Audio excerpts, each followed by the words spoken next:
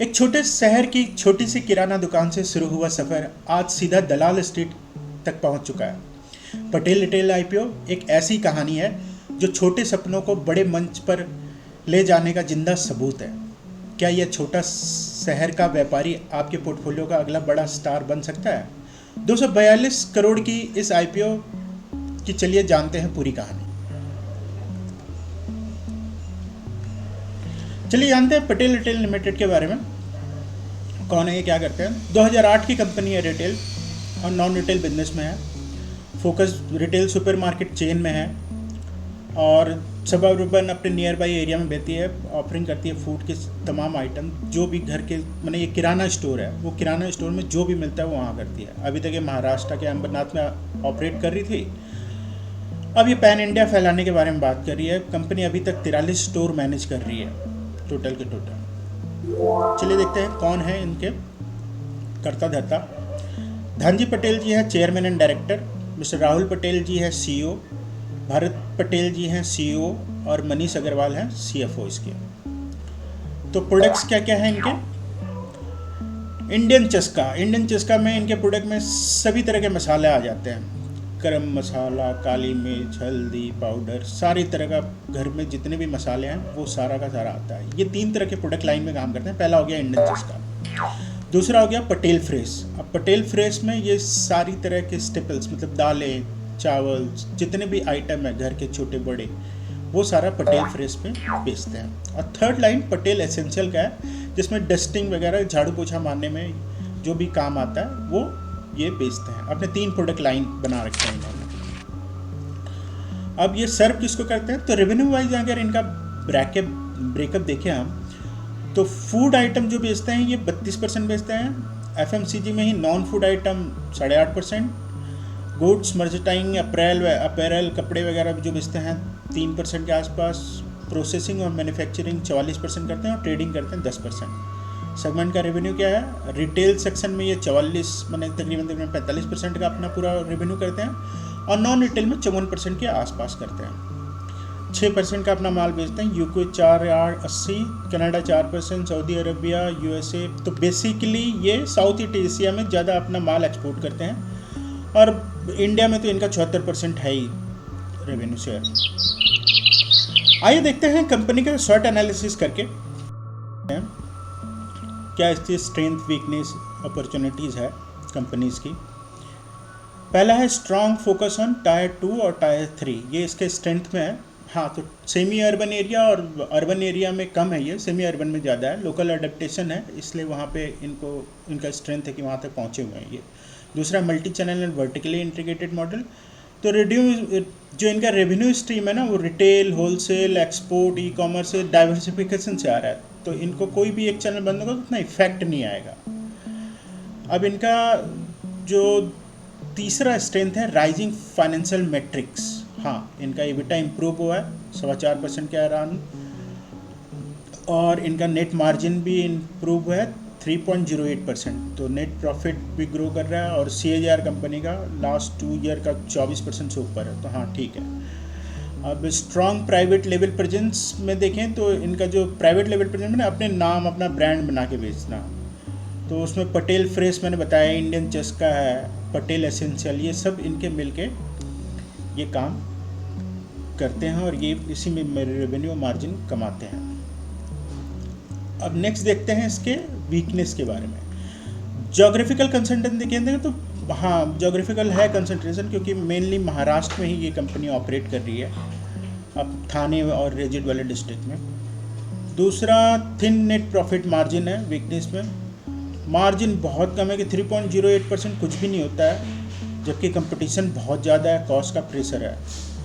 Digital space, limited digital space में, जो कि सब कोई आजकल ये ऑनलाइन बेच रहे हैं, ये स्टोर पे स्टोर खोले जा रहे हैं।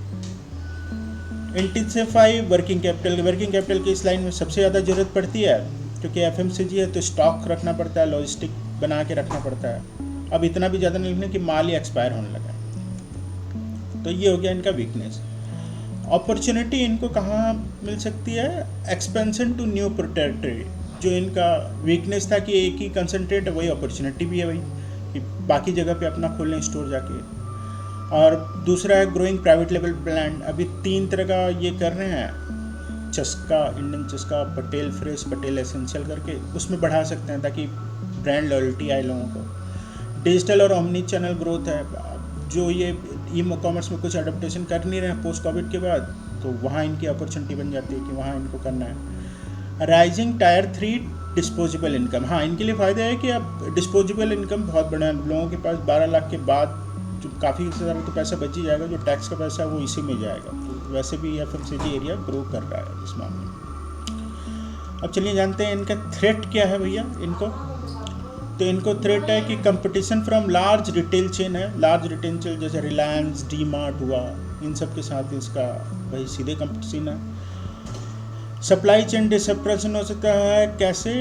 इसके एग्रीकल्चर पे बहुत ज़्यादा डिपेंडेंसी है। हाँ, लोकल सप्लायर एक्सपोज होंगे रॉ मटेरियल के फ्लक्चुएट पर हैं, तो वहाँ डिसरप्शन हो सकता है।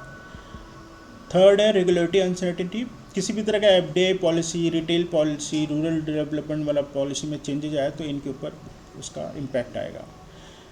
चेंजिंग कंज्यूमर प्रेफरेंसेस, चौथा एक शिफ्ट है कंज्यूमर के बिहेवियर में, तो नया फॉर्मेट को जानने का। अगर वो कंज्यूमर का प्रेफरेंस चेंज हुआ तो इनके। चलिए IPO के डिटेल को देखते हैं। IPO 19 अगस्त से आ रहा है और 21 अगस्त को ख़त्म होगा। लिस्टिंग डेट इसकी 26 तारीख को होगी। फेस वैल्यू 10 रुपये है। इशू प्राइस बैंड 237 से 255, यानी आप 255 का कट ऑफ मान के चलिए। लॉट साइज 58 है। सेल टाइप क्या है? Fresh capital come offer for sale, capital भी जुटा रहे हैं और पुराना निकल भी एग्जिट भी हो रहा है। टोटल इशू साइज जो है 242 करोड़ का है। इशू टाइप बुक बिल्डिंग और लिस्टिंग NSE और BSE दोनों में ही होगी। आइए देखते हैं ये क्या ऑब्जेक्टिव यूज कहाँ करेंगे पैसे का। तो रीपेमेंट कर रहे हैं ये अपना सर्टेन बोरिंग जो किया है, फुल पेमेंट कर रहे हैं उसका 59 करोड़ का। वर्किंग कैपिटल का इनका रिक्वायरमेंट है, वो पूरा लोन ख़त्म करेंगे 115 करोड़। और जनरल कॉर्पोरेट पर्पज़ में 41.91 करोड़ करेंगे। ऑफर फॉर सेल जो है 25 करोड़ रुपया जो है वो जो पुराने नए एकदम सबसे एंकर इन्वेस्टर थे उनका एग्जिट में निकलेगा। चलिए एक नज़र डालते हैं फाइनेंशियल पर। फाइनेंशियल देखें तो 31 टोटल इनकम मार्च में 1000, 24 में 817, 25 में 825 करोड़, तो ये घटा है 23 की तुलना में 25 में। EBITDA 43, 55, 62 करोड़ बढ़ा है। प्रॉफिट 16, 22 और 25 करोड़ बढ़ा है। नेटवर्थ भी 71, 94, 134 बढ़ा है। एसेट 303, 333, 382 बढ़ा है। टोटल बोरोइंग 182, 185, 180 ऑलमोस्ट कांस्टेंट है। ROE कंपनी का 27.1%, ROCE 17.6।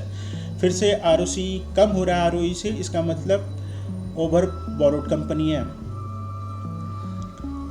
सेल्स ग्रोथ जो हुआ है लास्ट 1% का हुआ है 25-24 की तुलना में।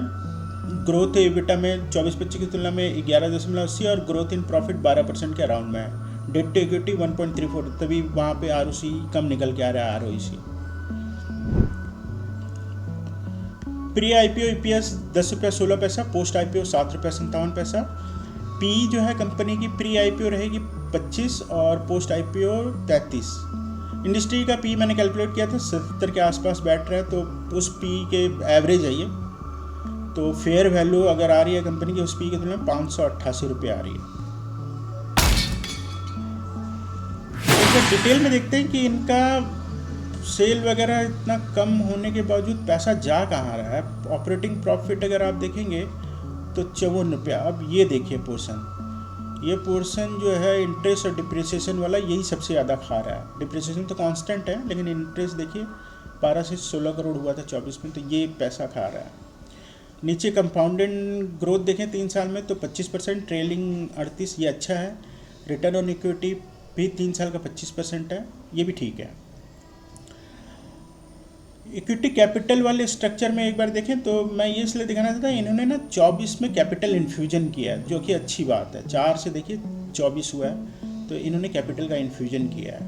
ये मैं दिखाना चाह रहा था इस वाले सेगमेंट में। और एक बोरोइंग वाला पार्ट दिखा रहा था कि ये कैसे लॉन्ग टर्म और शॉर्ट टर्म। आप शॉर्ट टर्म बोरोइंग देखिए, जो छोटे समय 1 साल में FMCG की कंपनी है, तो FMCG का माल लेके वो 2-3 महीने में ही उनको वापस करना पड़ता होगा, इसलिए शॉर्ट टर्म बोरोइंग ज़्यादा है इनका लॉन्ग टर्म बोरोइंग की तुलना में।